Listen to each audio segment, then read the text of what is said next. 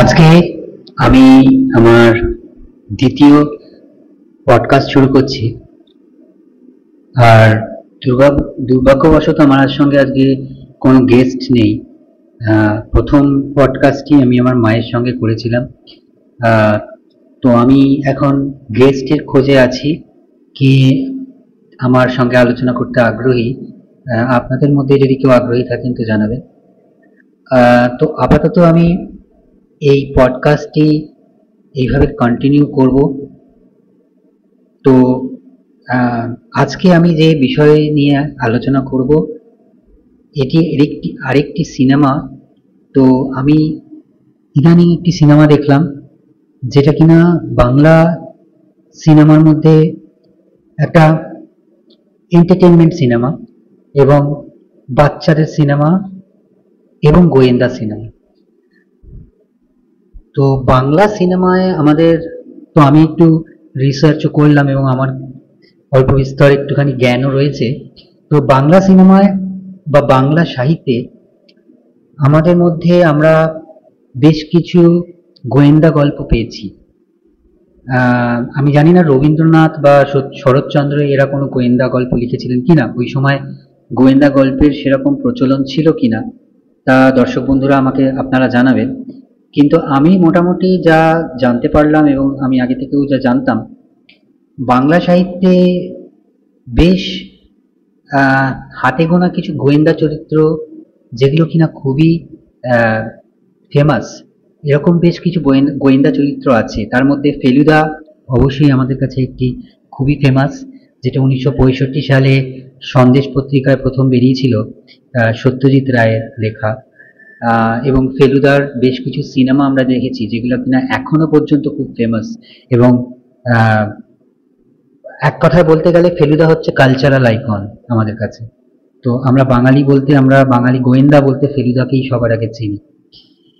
এবং ফেলুদার পরে আমরা আরেকটি গোয়েন্দা চরিত্র, যেটা নিয়ে আমরা বাঙালিরা খুব গর্বিত এবং বাঙালিরা পড়েছি, যার গল্প, সেটা হচ্ছে শরদিন্দু বন্দ্যোপাধ্যায়ের ব্যোমকেশ বক্সী।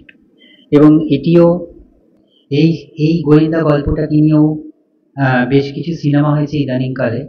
এবং সত্যজিৎ রায়ের চিড়িয়াখানা সিনেমাটিও এই ব্যোমকেশ বক্সী চরিত্রটার উপরে অবলম্বন করে। এবং তারপরে আরো কিছু গোয়েন্দা চরিত্র আমরা দেখেছি, যেরকম কিরিটি রয়, নিহার রঞ্জন গুপ্তর, এবং ইদানিংকালে সুনীল গঙ্গোপাধ্যায়ের কাকাবাবু, যেটা কিনা খুব ফেমাস। এবং এই প্রত্যেকটি গোয়েন্দা চরিত্রই আলাদা আলাদা আলাদা আলাদা রকমের ক্যারেক্টারকে তুলে ধরেছে আমাদের সামনে, আলাদা আলাদা রকমের গোয়েন্দা চরিত্রকে আমাদের সামনে তুলে ধরেছে। যেরকম ফেলুদা হচ্ছে একজন খুব সিরিয়াস এবং আমি তো বলবো খুব একটু সিরিয়াস টাইপের গোয়েন্দা। ব্যোমকেশ আমার কাছে বা বাঙালিদের অনেকের কাছেই বাঙালিয়ানার একটা ভাব বহন করে, কারণ উনি ধুতি পাঞ্জাবি পরেন এবং বাঙালি বলতে আমরা যা বুঝি অনেকটা ব্যোমকেশকে রেখে আমাদের তাই মনে হয়। কিরিটি রয়টা মানে 20 সেঞ্চুরির একটা চরিত্র, যেটা অনেকটাই শার্লক হোমসের চরিত্রকে অবলম্বন করে লেখা হয়েছে। আর কাকা বাবু বলতে আমরা যেটা বুঝি বাচ্চাদের কাছে অ্যাডভেঞ্চার, যেসব বাচ্চারা অ্যাডভেঞ্চার গল্প পড়তে ভালোবাসে তাদের কাছে কাকা বাবুটা একটা খুব ফেমাস। এবং তারপরেও কিছু গোয়েন্দা চরিত্র আমাদের সামনে এসেছে, যেরকম গোকুল গাঙ্গুলি, পিকে বাসু, পিকে বাবু। তো এগুলো আমার জানা ছিল না। নারায়ণ সান্যালের পিকে বাবু, সমরেশ বসুর গোকুল গাঙ্গুলি। তো এগুলোও আমাদের যারা বাঙালি গল্প বই পড়তে ভালোবাসেন এবং যারা ডিটেকটিভ গল্প বই পড়তে ভালোবাসেন তারা নিশ্চয়ই জানবেন। বাট আমি একটা গোয়েন্দা চরিত্র সম্বন্ধে একেবারেই অনবগত ছিলাম, যেটা কিনা একেন বাবু, একেন্দ্র সেন চরিত্রকে নিয়ে একেন বাবু। এবং এটা সুজন দাশগুপ্তর লেখা।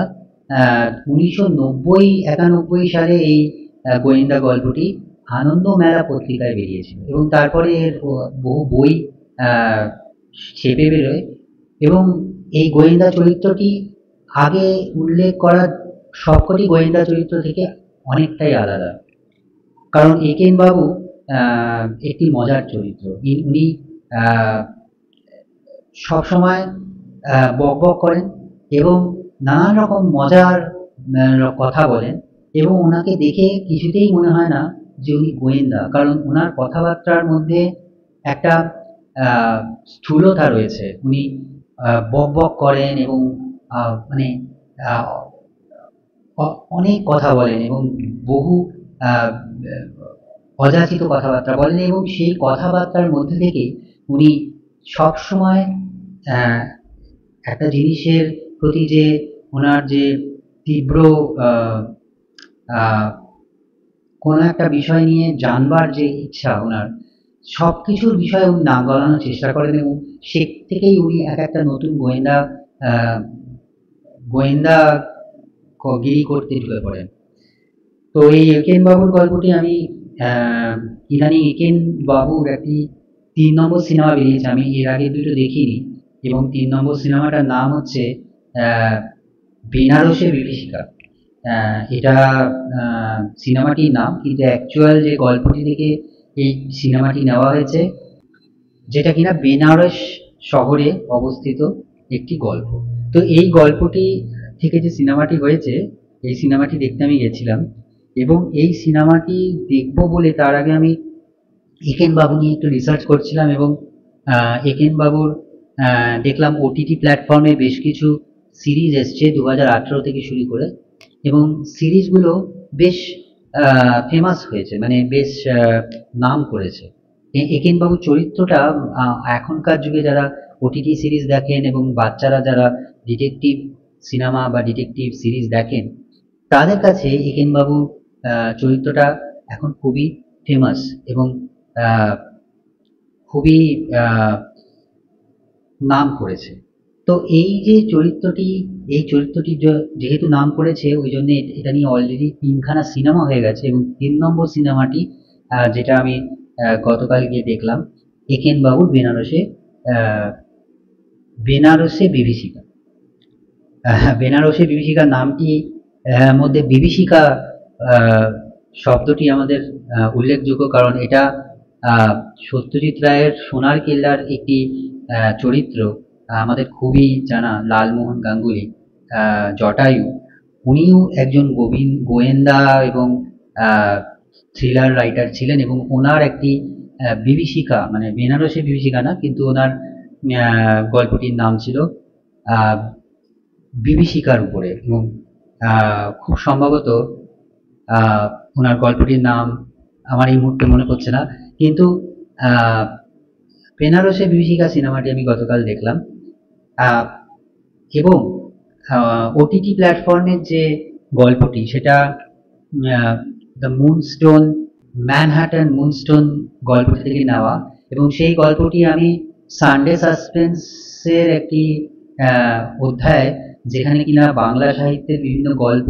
সাসপেন্স থ্রিলার ওরা বলেছে, মানে গল্পগুলোকে আবৃত্তি করেছে বা গল্পগুলোকে বলেছে, সেইখান থেকে আমি ওই গল্পটি শুনলাম এবং তার ওটিটি প্ল্যাটফর্মের সিনেমাটিও দেখলাম।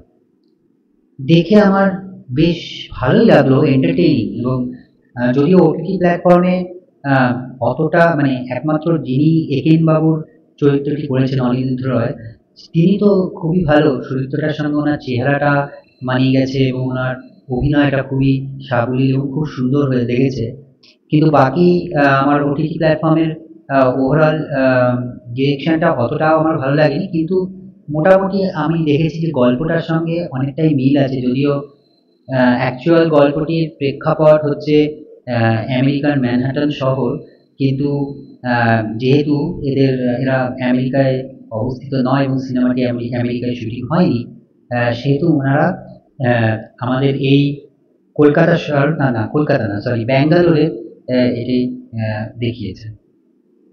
তো ওই জন্য গল্পটা থেকে একটু আলাদা, কিন্তু গল্পটা অনেকটাই মিল আছে এবং গল্পটা ভালোই ডিরেকশন দিয়েছে এবার আসি যে সিনেমাটা আমি দেখলাম গতকাল। আহ, সকালবেলা উঠে ভেবেছিলাম সিনেমাটা দেখতে যাব, কিন্তু সকালের শোতে না যেতে পেরে আমি বিকেলের শোতে গেছিলাম। এবং এই যে সিনেমাটা আমি দেখলাম, সিনেমাটা একেন বাবু বেনারসি বিভীষিকা আমার আমার বেশ ভালো লাগলো। কারণ ইদানিংকালে ডিটেকটিভ গল্প নিয়ে অনেক বই সিনেমা হয়েছে, এবং ব্যোমকেশের অনেকগুলো সিনেমা হয়েছে, কাকা বাবুর অনেকগুলো হয়েছে। কিন্তু ব্যোমকেশ এবং কাকাবাবু অবশ্যই আমাদের খুব প্রিয়। এবং ফেলুদারও হয়েছে। ফেলুদার তো অবশ্যই সত্যজিৎ রায়ের সিনেমাগুলোর কোনো আহ, তুলনা হয় না, কিন্তু সেগুলোর পরেও এখনকার যুগের অনেক ডিরেক্টর আছে, যেরকম সন্দীপ রায় ফেলুদার কিছু বই করেছেন, এবং এখন আহ, অঞ্জন দত্ত বেশ কিছু ব্যোমকেশের বই করেছে।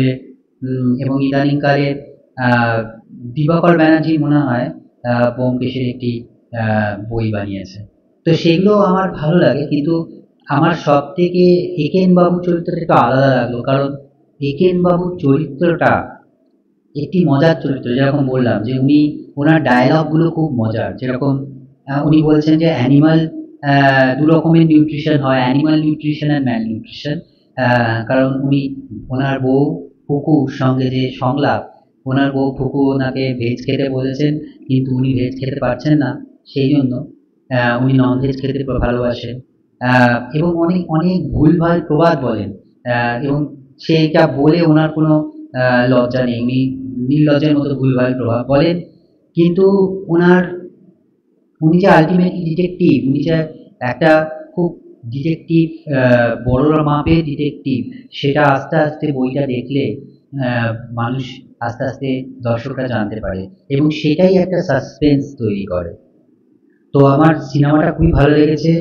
সিনেমাটা একটা উম, গল্পটাও খুব ভালো, এবং যে কজন চরিত্রকে নেওয়া হয়েছে, যেরকম ভিলেনের রোলে বিলাল মালিক আহ, শাশ্বত করেছেন, এবং শাশ্বতর অভিনয় মানে যে কোনো রোলেই দুর্দান্ত। তো শাশ্বতর রোলটা খুবই দেখতে ভালো লাগছিল। এবং অবশ্যই অনিরুদ্ধ রয় এনার এনার এই একেন বাবু চরিত্রটা তিনি খুবই সুন্দরভাবে করেছেন, এবং বাকি চরিত্রগুলো যথেষ্ট ভালো। তো সিনেমাটা দেখে আমার ডিরেকশন আর ইউনো পিকচার কোয়ালিটি, গল্প, সব মিলিয়ে সিনেমাটা আমার খুব ভালো লেগেছে। সেই জন্য আমার মনে হলো যে এই সিনেমাটা নিয়ে আমার একটু আলোচনা করা উচিত। তো আমি যেহেতু সিনেমাটা একা একা দেখলাম, সেই জন্য সিনেমাটা নিয়ে আমি বলছি। এবং বাঙালি গোয়েন্দা সিনেমা, আমার মনে হয় একেন বাবুর বেশ কিছু সিনেমা আছে। আহ, সুজন বন্দ্যোপাধ্যায়ের বেশ কিছু, সরি, সুজন দাশগুপ্তর বেশ কিছু বেশ কিছু বই আছে যেগুলো নিয়ে সিনেমা হতে পারে। এবং আমার মনে হয় একেন বাবু, মানে এন্ডিংটা দেখে আমার যা মনে হলো যে আরো একেন বাবুর সিরিজ, সিনেমা আসবে, এবং দর্শকরা উদ্গ্রীবভাবে তার জন্য অপেক্ষা করে থাকবে। এবং এন্ডিংটা অবশ্যই খুব সুন্দর ছিল। যে চেজিংটা দেখিয়েছিল, যে আহ, একেন বাবু আহ, যে বিলাল মালিকের পেছনে যে চেজটা করলো, সেই চেজটাও বেশ আহ, রোমহর্ষক। এবং লাস্ট সিনে উনি যেভাবে ত্রিশূল নিয়ে উঠে এলেন, সেটাও দেখতে খুব ভালো লেগেছে। এবং একদম শেষে একটা আহ, একটা দারুণ ব্যাপার ছিল। আমি সেটা বলবো না। দর্শক বন্ধুরা, আপনারা যখন সিনেমাটা দেখবেন তাহলেই জানতে পারবেন লাস্টে। তবে আমি এটুকুই বলবো যে আমাদের বাংলা সিনেমার যত ডিরেক্টররা আছে, তারা প্রত্যেকেই সত্যজিৎ রায়ের, আহ, আমি বলবো যে অনুপ্রাণিত। তো অতএব সত্যজিৎ রায়ের একটা ছায়া। আর অবশ্যই গোয়েন্দা গল্প বলতে আমরা ফেলুদাকে চিনি, সোনার কেল্লা, এবং বেনারসেও জয় বাবা ফেলুনাথ আমাদের কাছে খুবই ফেমাস। এবং জয় বাবা ফেলুনাথের বেশ কিছু ইউনো দেখানোর পদ্ধতি, যেরকম বেনারসে যে গান বসে যে ভগবানের গান গাইছে, এবং সেখানে যে যিনি ভিলেন, সে একটি সাধু সেজে বসে আছে, এই ধরনের ব্যাপার স্যাপারগুলো অনেকটা মিল খায়। এবং শেষে যে সিনটি দেখালো, সেটা সত্যজিৎ রায়ের সিনেমার একটি খুব ফেমাস সিন থেকে অনুপ্রাণিত। এবং সেটা আমি আর বললাম না কোনটা, আপনারা দেখলেই জানতে পারবেন। তো একেন বাবু সিনেমাটা আমার খুবই ভালো লেগেছে এবং একেন বাবু গল্পটাও আমার খুব ভালো লেগেছে। অবশ্যই আমি একেন বাবুর আরও ওটিটি সিরিজগুলো দেখবো এবং আরও যদি সিনেমা বেরোয় এবং এর আগে যে দুটি বেরিয়েছে আমি দেখবো এবং সেগুলো নিয়েও আমি রিভিউ দেবো। আজকের মতো এইটুকুই। আমার এটা দ্বিতীয় রিভিউ ভিডিও। আমি জানি অনেক ভুল ত্রুটি আছে, আপনারা আমার ভুল ত্রুটি ধরে দেবেন।